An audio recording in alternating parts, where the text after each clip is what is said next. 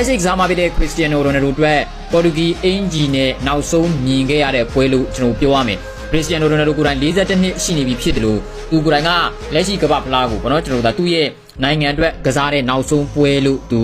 ပြောထားတာမျိုးတွေကျွန်တော်ရှိတော့ဒါဟာပေါ်တူဂီဂျာစီနဲ့ခရစ္စတီယာနိုရိုနယ်ဒိုကိုကျွန်တော်နောက်ဆုံးမြင်ခဲ့ရတဲ့ပွဲလို့ကျွန်တော်ဆိုရမယ်အဲ့တော့ရိုနယ်ဒိုကတော့အရင်ကတည်းကဘယ်လိုပြောမလဲ42နှစ်အရွယ်ကစားမဆိုတော့20ကျော်ကစားမတယောက်လို့တော့ပြုမှုနိုင်မှာပြီးတော့မဟုတ်တော့ဘူးဗောလေသိတယ်မလားเนาะဆိုတော့သူကိုယ်တိုင်ကအားပြုပြီးတော့ဘယ်လိုပြောမလဲဒီ physical ကိုအားပြုပြီးတော့ကစားတဲ့ကစားမဆိုတော့ဒီရွယ်မှာဒီ physical တွေကကြာလာပါပြီအဲ့ဒါကသူ့စီကိုလည်းကျွန်တော်ဘောလုံးနေမရောက်ဘူးသူရောက်ဖို့အတွက်လည်း design လုပ်မထားဘူးပြပြောချင်တာ